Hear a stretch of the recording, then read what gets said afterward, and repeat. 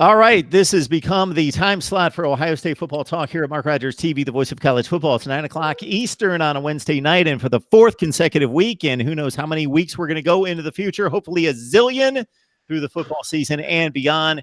We are right now getting you set for Ohio State football 2019, and look at this cast of characters right here. Tony Gerdeman, the Ozone.net. Please join him and the rest of the staff right there. Steve Hellwagon, senior Big Ten writer at 247 Sports.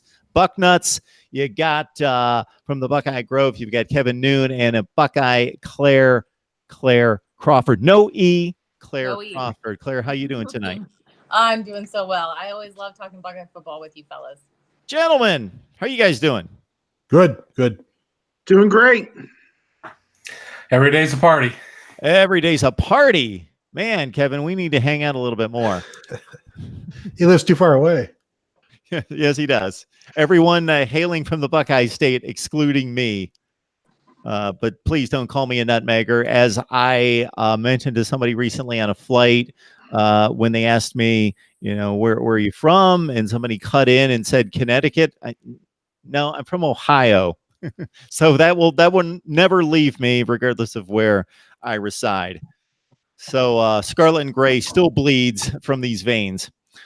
All right, let's talk a little recruiting. Kevin, we'll give you the first statement in regards to what's coming up this weekend, what the news are, what the news could possibly be, and what we expect. Yeah, we got a big recruiting weekend coming up. Ohio State has, at least for now, put Friday Night Lights on the side burner. We may see it in July at the end of when we get back into out of the dead period. This will be a big closed barbecue weekend coming up, but it could start off with a big boom. Clark Phillips, talented defensive player, is going to be making his announcement on CBS Sports Online, something like that, 3 o'clock on Friday. Expecting good news for Ohio State. All right, good stuff. Talking Ohio State football right here at Mark Rogers TV, the voice of college football. Anything on the recruiting front from the rest of you before we move it along?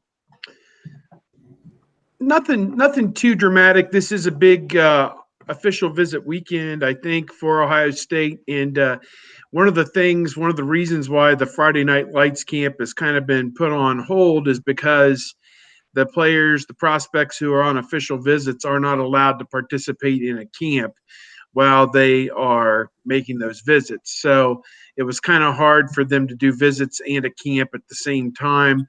And really the rule change allowing the prospects to make official visits in the spring and the summer before their senior year is kind of what's precipitated this. As Kevin said, potentially they could do this again in July, when the last weekend in July might be opened up again under NCAA schedule for recruiting to be able to host the camp. But I think that a lot of people are interested to see which prospects make it to campus and if they can add to this already pretty good 2020 class. The last I saw it was ranked 6th in the 247 composite, and see if they can add to it and get into the top 5 and just keep climbing with Ryan Day as the coach. All right, very good. The last few weeks, we have delved into the past. We've looked at big wins, excruciating losses. We've looked at what our panel here would change about Ohio State football, Big Ten football, and National College football, also favorite players and so forth. So we invite you to check out the 3 previous shows. All right, there are always concerns. Guys leave for the NFL draft. A lot of talent funneling through the program each and every year leaves more star recruits waiting in the wings, but untested, unproven, and maybe unproductive in some of the time that they received last year. So, Tony, if we go to you first in regards to your concerns for this very talented football team heading into 2019, what would rank number 1? Number 1 for me would be an injury to Justin Fields. I think they're deep enough everywhere else to withstand basic injuries. That position, however, there is such a drop-off between number 1 and number 2, between Justin Fields and, say, Gunnar Hoke or Chris Chuganoff, that the entire offense being not designed around Justin Fields per se, but he is so talented and is capable of so much that it would be a much different offense without him. And with his ability to run the ball, his arm, and his just the intangibles of what he can do, if he's not there, something happens to him. For me, when I think about the pitfalls of this season, that's number one for me. And I don't know what a close second is for me. Tony, do you filter your responses through the cat? Did the cat approve of your answer?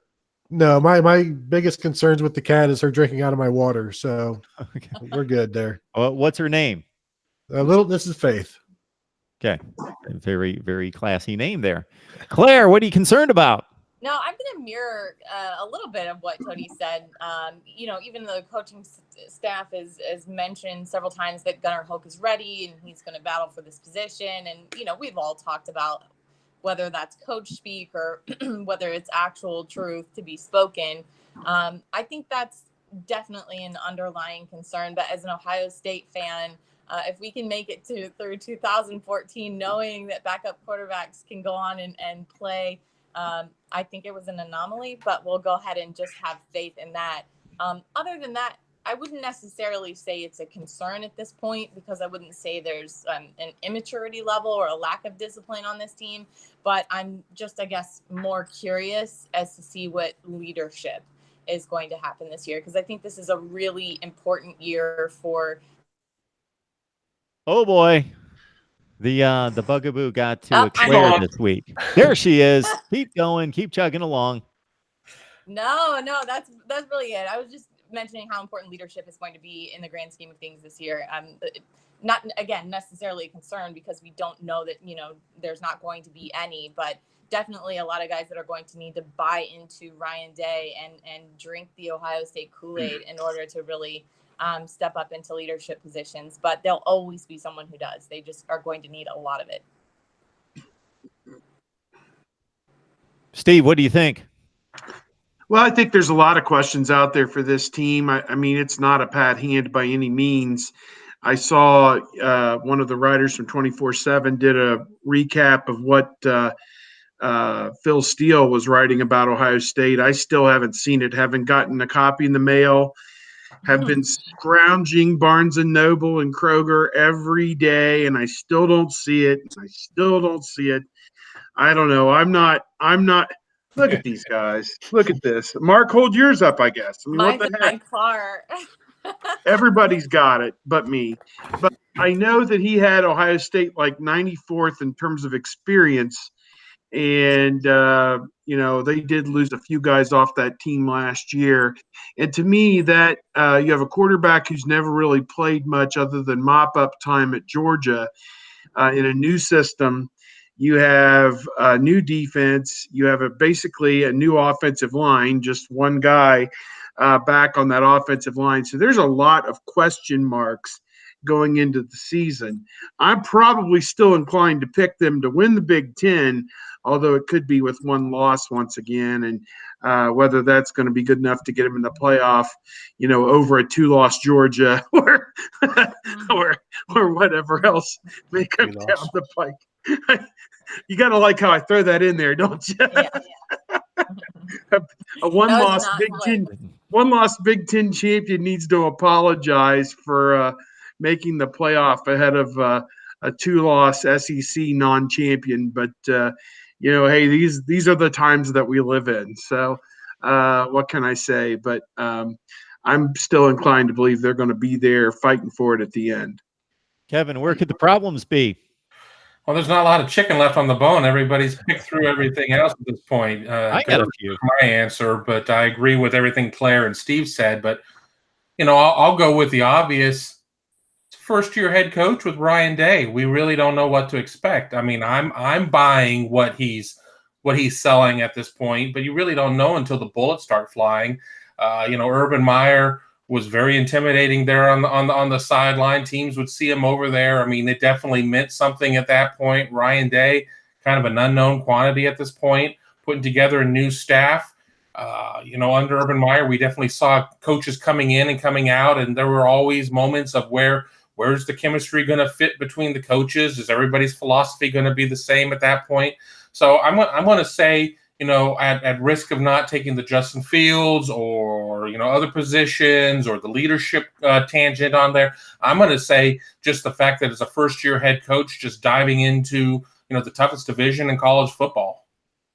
Yeah, that's Urban something I Meyer was did also thinking about, Mark, because Sure. I go back to Steve Cragthorpe at Tulsa, who was really good at Tulsa, and you think he's going to be really good at Louisville, and it was just a complete disaster. And it kind of shows you that, yeah, I mean, we expect Ryan Day to be good, but sometimes they just aren't, and it's not a good fit, or defense gets ignored, or something. The running game gets ignored. I mean, let's not forget last year was not a good running game, and is that Ryan Day? Was that the offensive line?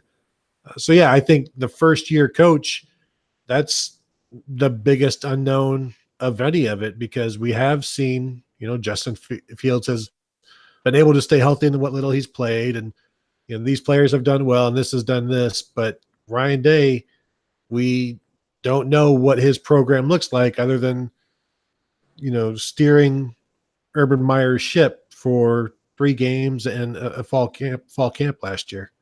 This program has lived in the top 10 since Jim Tressel took over, and Urban Meyer was even able to extend that and stretch it to like a top 2 or 3 almost all the time, and that's taken for granted. Urban Meyer didn't show up at all these jobs, and they weren't ready-made to win 11 and 12 and 13 games, but he turned them into jobs at Bowling Green, Utah, Florida, and Ohio State, where he won 11, 12, and 13 games every year. So that's, I think, taken for granted, and it shouldn't be. This is a job that, starting with Woody Hayes, has been an exceptional job. Obviously, he brought the program into modern day elite status, and it's been maintained for the most part. But there have been stretches of football of 8-4s and 7-5s, or whatever the number of games played at that point. The John Cooper 8-4s and 4-6-1s, and Earl Bruce 6-4-1s. That can happen again, especially in that division. It can happen, and it doesn't take a whole lot of slippage to start losing games like they won in Happy Valley or in Columbus against Penn State in the last 2 years. And in an improving Big Ten Western Division, they're going to run into more situations like they have this year with a Nebraska and a Northwestern that will be pretty good challenges, where in years past they've rolled over those kind of programs. So I think it's taken for granted 91% winning percentage for Urban Meyer, but this is a guy that has a top 3 winning percentage in history. So yeah, is 75% winning percentage kind of the floor for Ohio State?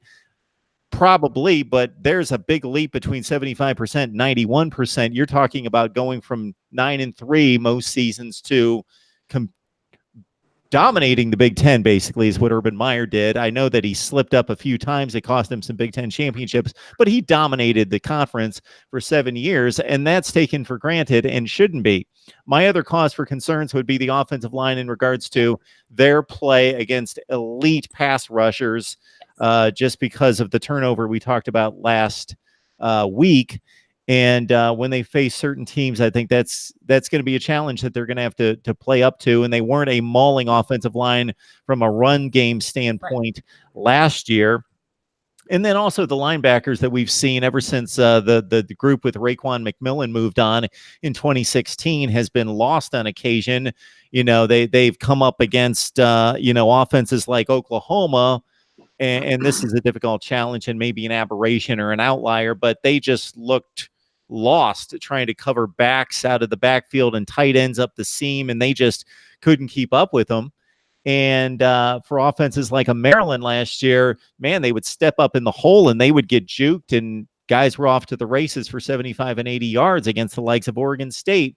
I need to see better linebacker play, both against the run and against the pass. Are you saying 7-5, Mark? No. I'm not saying 7-5. Over 3 bills this year. I am saying that Vegas has Ohio State right on 10 wins, and that seems like a difficult play to make either way for me. You mentioned Ryan Day and the expectations. for me, you have to expect him to do worse than Urban Meyer. But I'll throw this out to you guys, like somewhere between Jim Tressel and Urban Meyer, I think is where maybe those expectations should be for Ryan Day, because you have been given Urban Meyer's program, which does have momentum and has facilities, top-notch facilities, programs, infrastructure. You've got everything that Urban Meyer's strength program and his recruiting program. I don't think it's right or proper or realistic to expect Ryan Day to do better than Urban Meyer, but he could have seasons better than Urban Meyer. And, maybe over his 7 years, if he's at Ohio State for that long, somewhere between Jim Tressel and Urban Meyer, I don't think is unrealistic. Because you got to remember, 5 head coaches, not counting Luke Fickell, since the 1950s for Ohio State, and 4 are in the Hall of Fame, and the 5th is Urban Meyer. So there is a legacy here of legacy at Ohio State of winning, and I think it's fair to assume that Ryan Day will do that at just what level, not to Urban Meyer's, but some seasons you would think could exceed that. But I think with that being said, you also have to look at Urban Meyer or at Ryan Day's legacy here in a couple years, once the program is 65, 75, 85% Ryan Day's recruits. This team suddenly didn't become untalented because Urban Meyer retired. Urban Meyer recruited at a high level. I mean, he is one of the best recruiters in the modern recruiting era. And, him, Nick Saban, Dabo Swinney, I mean, those are your guys right there. I mean, Ohio State is going to be very deep with talent. And, I mean, we've seen it time and time again where a new coach comes in and the first 2 years has this monster breakthrough season with the talent that he inherited at that point. So, we're going to get through this first year, this second year, and it's going to mostly be Urban Meyer kids at this point. When we get to year 3, get to year 4, and, maybe we'll still be doing this show at that point, then we'll really be talking about the recruiting of what Ryan Day is all about, what he's going to be able to get there once he starts dealing with some coaching turnover as guys move to head coaching jobs. Greg Madison isn't going to coach forever. Had a conversation with Larry Johnson at a camp. He said, stop talking about when I'm going to retire. I'm going to go forever. So, I mean, I've just penciled Larry Johnson in to be here forever. But, guys are going to move on at that point. How is he going to react to that type of stuff? I think that, here in year 1, he's going to have the benefit of having all of those Urban Meyer kids at that point. People, I mean, he's not trying to blow up the system at this point. He might be putting his own touches upon it, but it's still in a lot of ways a lot of Urban Meyer that's still going to be involved in how this program is made up. And it's going to be a slow transition into maybe having Ryan Day's fingerprints all over it at that point. You don't make an abrupt change like that in the first year, not when you're coming with a winning culture. Kevin, I can assure you and everyone else on the panel that if we're still on 3 to 4 years from now, I will at least double everyone's pay on the panel. Yes. It will be multiplied 3, 4 times. That's great to hear. I don't know about you guys, but I'm making some good money. I was going to dovetail on what Kevin said earlier, because that steep drop off only happens if recruiting ends up dropping off. Development and recruiting is the foundation of college football, and it's even more so important at a place like Ohio State, where guys are leaving earlier for the draft, where there's a stronger connection to the NFL, and you're going to put a hat on a hat. These are all D1 football players, but where Ohio State sometimes ends up winning these grinders or comes out ahead is in depth, and the development is sometimes through depth. In a game like Oregon State, where they couldn't necessarily rotate as much as they wanted to or get as much playing time as some of these underclassmen as they wanted to. But that's part of Ohio State's secret, is that they're able to sometimes even just outlast some of these things because of the depth and because of guys like Nick Mariotti. And it really is going to be super important for Ryan Day's tenure to not only keep up that recruiting, but be able to keep up with the pace of the depth. I'll throw in, I think sometimes a voice from a coach, it can become, for lack of a better term, it can become stale. And I think sometimes it is a reboot or a refresh to have things go in a different direction. For Jim Tressel, he came in the second year he won the national championship, and he had put a lot of his eggs in the Michigan basket, and that obviously worked out very well for him to kind of reemphasize that rivalry and focus everybody 365 days a year on beating that team up north. I think obviously Urban Meyer came in, won the national championship in his third year with a lot of the players that Tressel had recruited that were in their fourth and fifth year at Ohio State. It was kind of a surreal thing that Tressel was introduced on the field there before the national championship game and had guys like Jeff Hireman and some of them coming over and giving him hugs because those were guys that he had spent time recruiting to Ohio State. So in this instance, I don't want to say that that the players were tired of what Meyer was telling them or doing with them, because they won, as you guys have laid it out, at an extremely high level. I mean, 13-1 last year was about as good as anybody in the country, really. There was only two teams with better records. Well, I guess two teams. I don't know. It's all blur at this point. But at any rate, my feeling is maybe the new message from a new messenger can go a long way. I am a little skeptical that this is going to happen in Fields' first year as a starting quarterback. I kind of prefer to think that if they're going to win a championship with him as the quarterback, it would probably be in 2020 when he's in his second year and the schedule might be a little bit more favorable. But at any rate, that's kind of my feeling, that sometimes in the course of a program or whatever, a coach his message can get lost on players and recruits. And I think that it can be a positive thing. But, to take a guy who's won at such a level like Urban Meyer out of this mix, like if he's between Tressel and Meyer, he's in some pretty rarefied air, no doubt anyway. Yeah, so if we would take all the possible pitfalls for this particular season, whether it's offensive line, whether it's linebackers, whether it's a Justin Fields injury, which would be, I think, near catastrophic, considering the expectations, not that they're going to fall to 5-7 with Gunnar Hoke at quarterback, but I think it probably cost them a Big Ten championship because I just don't see the level of play being. If you look at the college football playoff participants during this era, they've had elite quarterback play almost 100% of the time, But if you take all those possible issues, Ryan Day making a time management decision or a blunder of a game call or, a fake punt that goes awry, like hit Kirby Smart in the SEC championship game last year and the national championship game the year before, what would be the game? To Claire's question on our Twitter chat, what would be the game that it's going to show up? What is the Iowa-Purdue version of 2019, Claire? I'm such a worrywart. I often will just wring my hands over every game until it's over. But there's a difference between a game that looks tough on the schedule and a trap game. I think the first one that comes to mind is going to be Cincinnati. And you guys can roll your eyes all you want about this, but Cincinnati, they've got pretty much their entire offensive line coming back. Obviously, they've got both their 1,000-yard bruisers coming back, and it's going to be a signature win for them if they do. That's my first little, tick in my worrywart. Maybe could possibly be a first pitfall.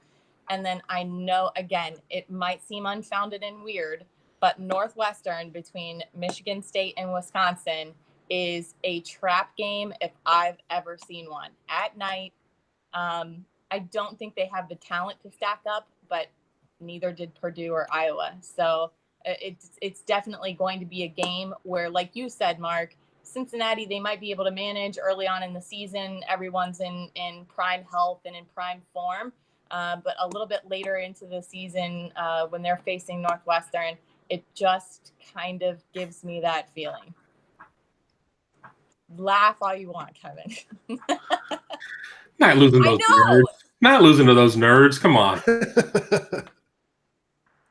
No, actually, I agree with you that Northwestern very much is that game. But the most obvious game is going to be Nebraska. I mean, that's the second road game of the season. They go to Indiana, so Indiana might be lucky to have 35% of the crowd. Everybody will travel We'll travel through Indianapolis and then head south. The State Route 37 is beautiful now. You'll make it to Bloomington in no trouble. Ohio State may stumble a little bit there, but I'm not concerned about that game. It's Nebraska.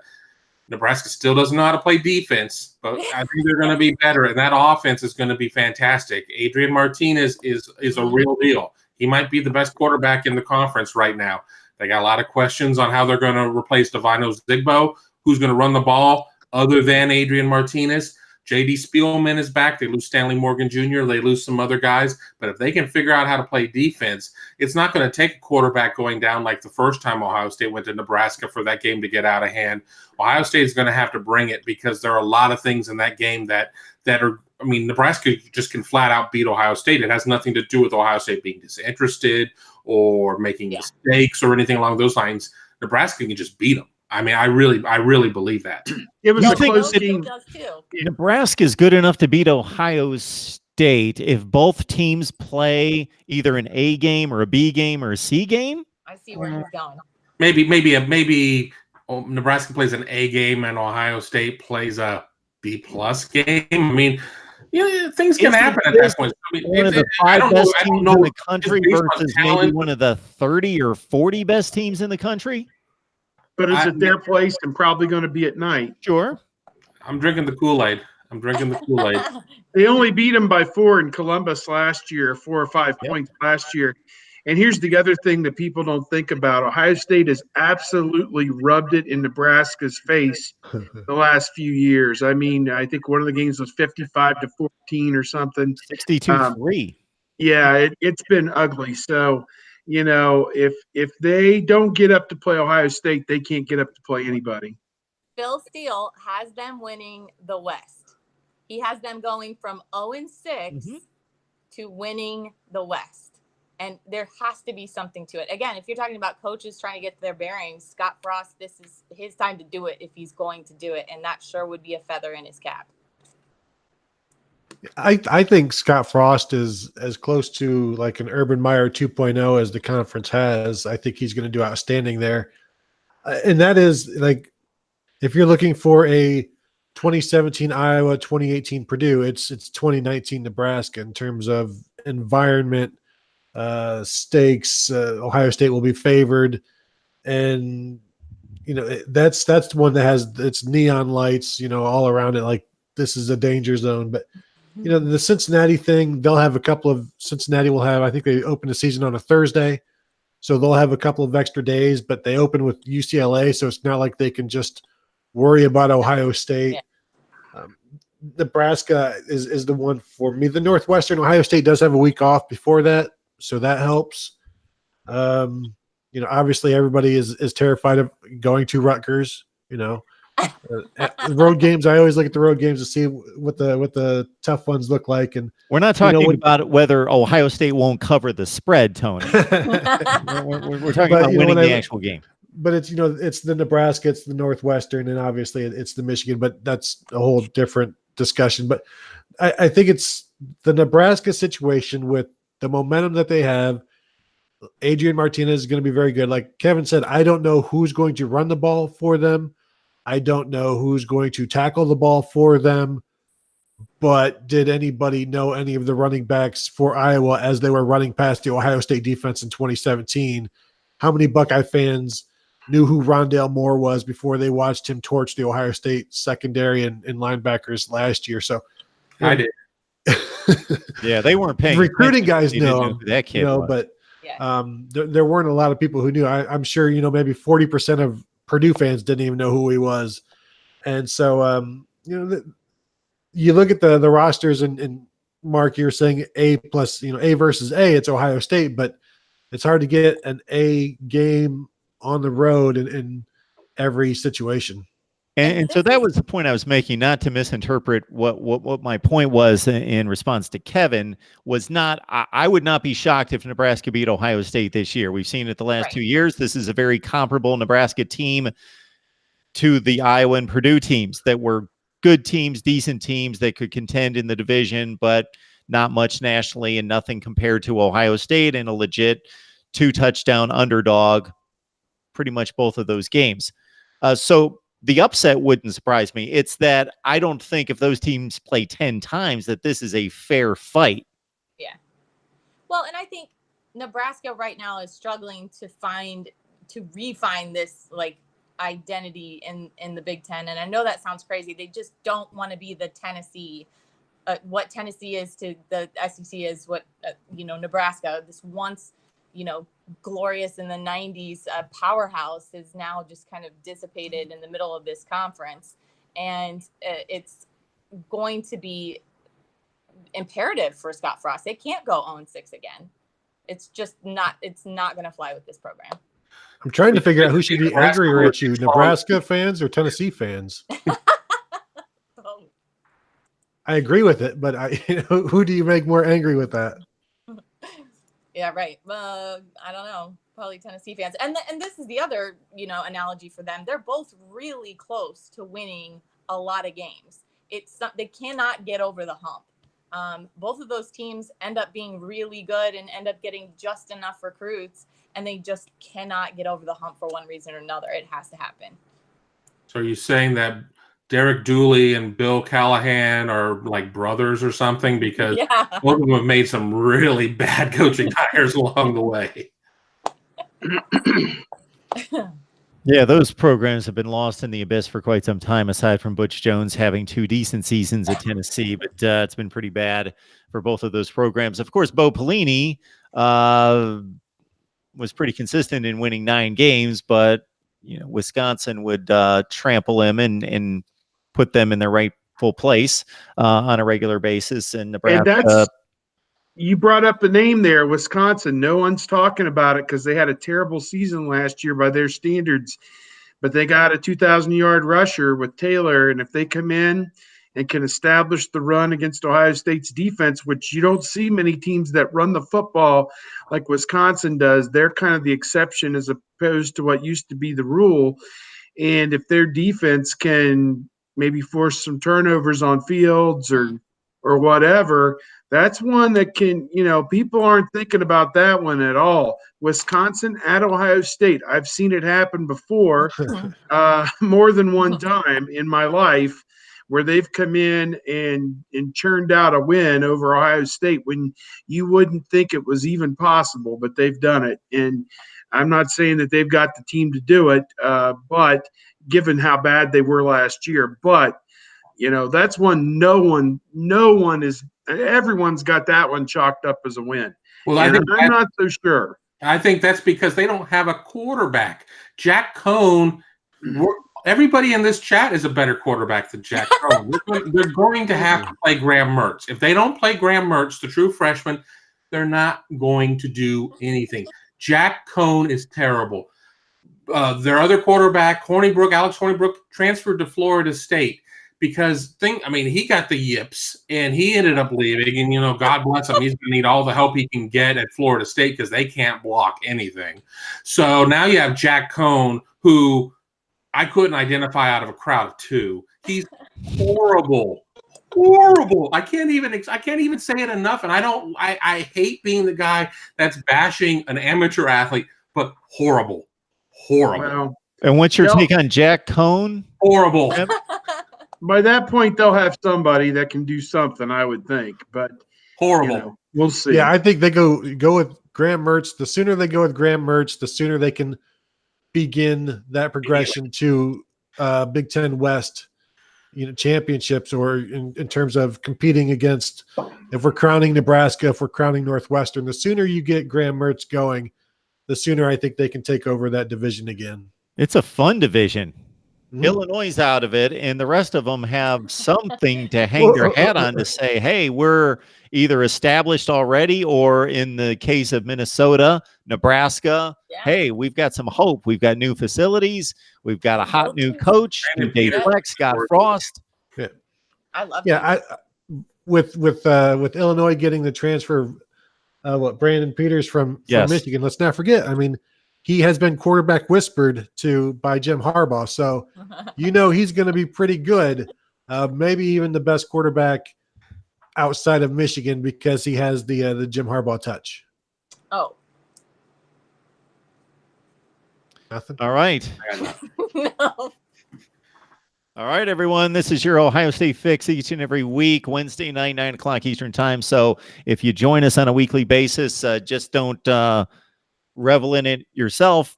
Bring some people with you, family, friends, social media acquaintances, as we talk Ohio State football each and every week. What do we get to now, folks?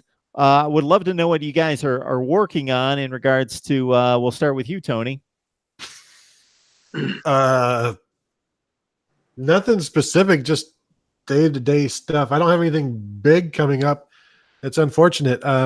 This is the time, Mark, during the summer where you kind of recharge the batteries and you just try to stay afloat, personally. So that may be a bad answer and something, an answer that nobody else is going to give. You're suspended for 1 week, Tony. Bad answer. We'll see you in 2 weeks. I tell you what I am working on, and I don't have enough time to work on it as much as I want, as I would like, is my position by position Big Ten division previews and stuff like that, where it gives me an opportunity to look at every team. And what I like to do is just rank the Big Ten East quarterbacks, Big Ten West quarterbacks, and then I tally them all up after all of the positions are done. And that's how I get my Big Ten predictions on who's going to win the West, who's going to win the East. And then you go back 6 months later and you see how stupid you are. Oh, I love that. I'll be looking out for that. I love that kind of stuff. I want to know what the Illinois linebacker unit's looking like. Probably about 7th in the Big Ten West, just a guess, something like that, around there, 7th, 6th, maybe. We'll see. Speaking of which, before I get to the rest of you, speaking of which, would you guys like to rank Big Ten coaches? Oh, I mean, I got to stop at James Franklin, number 1 right there. I mean, at least that's what CBS said. It's so hard to do because I'm not talking about right this second. I would allow you guys to prep. Maybe we come back next week. James Brian Day has no body of work to where you can compare him against Mark D'Antonio, who's now been a head coach for 15 years, and Kirk Ferentz, who's been a coach for over 20 years. It's an apples to oranges comparison. If you want to base it off, how accomplished they are, how they have positioned their team to succeed in 2019 and 2020, that's an entirely different answer.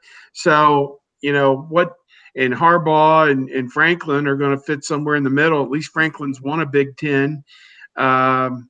D'Antonio's won a Big Ten and the Rose Bowl. Ferentz, has I think he's been to the Rose Bowl. I don't know. I don't remember. Oh, yeah. He's won the year 74 times. Yeah. So, he's been the coach of the year 44 times. So, and you look at, you got the guy at Minnesota who was great at Fleck, who's great in the MAC, in a cup of coffee there. And now he had one great season at Minnesota as far as, they beat Wisconsin.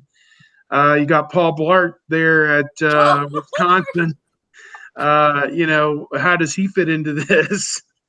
Jeff Brom, too. Don't sleep on him. Yeah, and Brom just getting started at Purdue. I mean, how do you compare? I think that's what we do, a combination. It doesn't have to be justified. You just throw rankings out there. Okay. No, this is the way I do it. And all the angles that you mentioned, Steve, certainly can play into it, and everybody can use their own framework. I basically say, okay, if I was building a program, if I was starting if I wanted a head coach for 2019, this is how I would rank them in regards to who I want coaching my team. And then I need to justify it based on the body of work and what they've accomplished, but more so recently versus what Mac Brown did at North Carolina 20 years ago and justifying my ranking for him among ACC coaches. How can they make a rap video? That's got to be top on the list for Jim Harbaugh. He makes a really good hip hop video. There was a line in Real Genius, I like obscure 80s movies, where Val Kilmer said something. He was asked about how he measures himself, and he said by height. So that's how I'm going to rank my coaches, by height. But Mark, you're talking about who you would draft or whatever, who you would pick. where do you put Ryan Day in there, and then how do you Yeah. justify that? Okay, this is the way I justify that is basically I take the coaches that I believe are doing a good job, who have somewhat succeeded at their jobs, and then I take the coaches that I believe have fallen short of the expectations and are not performing well, and I slide the newbies, the first-year head coaches, in between those two groups The real question because is, they're neutral right now.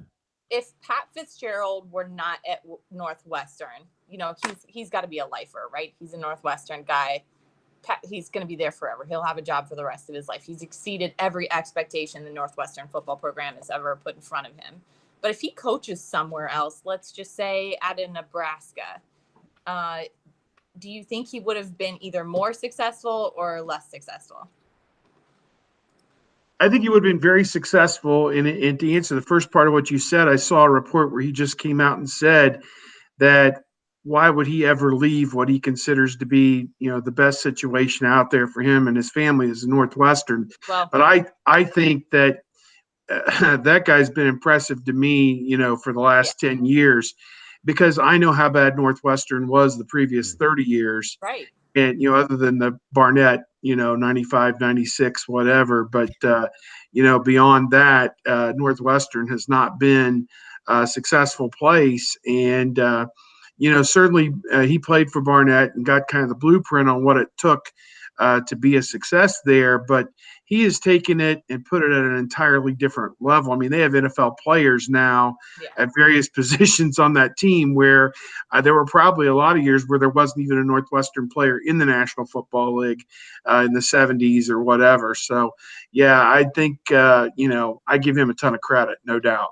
I think the more relevant question, Claire, to Steve's point as well, is that not would Pat Fitzgerald accomplish and succeed at other places, but how many people would succeed in the place where he is? I think he's a good enough head coach to move on to any program and be successful, but how many guys would be successful at Northwestern? Yes, he was the right fit and continues to be.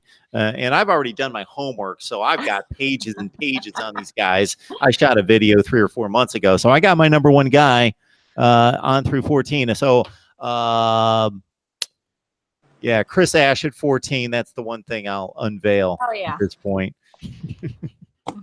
Mark, maybe you should do your coach rankings based on who you think would do the best at Northwestern. Yeah, there you go. Northwestern being the control, you know, and see how it goes there. Because the controlled environment. How do you think Nick Saban would do at Northwestern compared to, you know, Pat Fitzgerald? I have always said, wouldn't that be fascinating? You take these mega coaches who have both the track record and they had a hand in building the mega giant at Ohio State, Urban Meyer, Nick Saban, Alabama, but obviously they have all the facilities and the resources and everything working for them. And it would be great at the end of every college football season if we could do this experimentally. Take Nick Saban, go to Kansas, Urban Meyer, go to Oregon State. I would be fascinated to see how much they could do with those teams with the existing talent, just based on sheer will, poise, leadership ability, how many wins they could squeeze out of those teams. Would be fascinating. We already know Nick Saban can't win in the Big Ten because he didn't do it very well at Michigan State. I think Urban Meyer could go to Indiana and win the Big Ten East within 4 years. Or at least Urban Meyer from a few years ago. So he could certainly go to USC and win the Pac-12. That athletic department is such a mess, though. Speaking of, you could win the Pac-12 there for sure. Is there any truth to that? We hear this all the time that Urban Meyer is slated for USC in 2020. Well, you know, where there's smoke, there can sometimes be fire. But I personally am of a mind that he and his wife Shelley are settled down in Columbus, at least for the time being. And this sabbatical could be probably longer than just 1 year. You know, if USC does come open and they do back up the Brinks truck, you know, do he and she look at each other and make a value decision and say, we're going to, you know, make this change in our lives and go to Los Angeles and and try our hand at USC. But the thing of it is, if you believe the health issues that he was dealing with are real, what's to say that getting right back into football wouldn't exacerbate the health problems he was having? So I don't know that he's been given a clean bill of health. What I was told, or what everyone believes, it could take some type of surgery to repair whatever the damage or whatever the issue is. And even that may not be effective to where he avoids these kind of stress or whatever it may be. So, that's going to be out there all season long with him going to Los Angeles to work for Fox. That's going to be out there all season long. And whether it comes to pass or not, guess we'll just have to wait and see. If he decides to go USC, Ohio State fans need to take the high road and just say, hey, thanks for the memories. Don't treat him like Florida did, where he only brought them 2 national championships. And then they crapped all over him. That's poor form, in my opinion. They still are. Yeah, they still do. So, well, not to make light of his health concerns, but if pressure, coaching pressure, is what gets to him, and it certainly has been the prognosis, the diagnosis is that consider the landscape of playing Colorado and Arizona State and Arizona every week, as opposed to Penn State and Michigan State. You talk about winning 91% of your games at Ohio State against the Big Ten. Go out to USC with that bottom of the state talent versus the competition out there. My goodness, he could own the Pac-12. I get to see how many times he would invite Will Ferrell to practice, or Snoop Dogg, or any of these guys. He's not. I mean, if he thought the receiver room was a clown show at Ohio State when he got here, just dealing with that athletic department, as Steve said, he would have all sorts of headaches dealing with those knuckleheads out there. I mean, it just would not. It would be a horrible fit. I'm not saying that you might not try it if they back up the Brinks truck, but last I checked, he has not had some sort of medical, clean bill of health at this point. It's a very invasive surgery to go in and try and drain the cyst at this point. So I agree. I don't think that we're looking at a 1 year, even a 3-year sabbatical at this point. Coach is coach. He's going to want to find something to do. I don't know if Fox is going to be enough. I don't know if Urban Meyer's wing house is going to be enough. I don't know if his job in the athletic department is going to be enough. But I don't think he needs to step right into coaching at this point, not until some sort of advancement in terms of his quality of life is in place. Our good friend Snoop Dogg is here today. Who's this guy? I don't know. I don't listen to that music. Thank you to Snoop Dogg. Kevin makes a good point, though. I mean, the whole reason that they kind of went away from the model of what coach they wanted. Pete Carroll was successful. Part of his success at USC was due to the fact that he engaged in that stuff. He encouraged that stuff. He fostered it there, and got him in a little bit of trouble because of that. And then, they tried to kind of go another direction, and Sark was hitting the bottle, and they tried to hire somebody young. And I think they're looking for somebody that's going to try to fit this like Pete Carroll-esque mold eventually. And that is most certainly not Urban Meyer. It's like dating. It's awful. Mark, you mentioned the Pac-12 would be easier. Whenever Urban Meyer goes to a conference, that conference gets better. You look what he did with the SEC when he went to Florida. The conference got better. You look what he did to the Big Ten. He forced the Big Ten into modern football. And, I think it would probably be good for the Pac-12 for Urban Meyer to go out there. And you know what? Maybe he doesn't need to coach. Maybe he just needs to be the conference commissioner and get Larry Scott out of there. And then he can just do everything that Jim Delaney did, do that out west and get your games on television instead of iPads. So they're going to bring Rutgers to the Pac-12. Rutgers to the Pac-12. You heard it here. There is not a group of beat writers, analysts that I gather together that's anything close to the scrutiny that Larry Scott incurs when I bring together Pac-12 people, because yes, he's done a horrible job from a number of angles, and it's pretty well justified and validated. All right, everyone. Mark Rogers TV, the voice of college football, 9 o'clock Eastern time every Wednesday night. So anybody on the live chat right now, please, hey, Just don't soak up all the fun for yourself. Let your friends and family and social media acquaintances know. Claire Crawford, Steve Hellwagon, Kevin Noon, Tony Gerdeman, just about each and every week with us. This is our 4th consecutive week talking Ohio State football. And obviously it gets more important, more intense, more focused as we get close to Big Ten Media Days and the boys hitting the field the first week of August, getting us for 2019. I am off to talk some ACC football and Clemson in particular for the next several minutes as the grind continues, and then I will shut it down. But thank you so much, everyone, for stopping by. As always, great discussion. Yeah. Thanks for having us. Anytime. See you next time.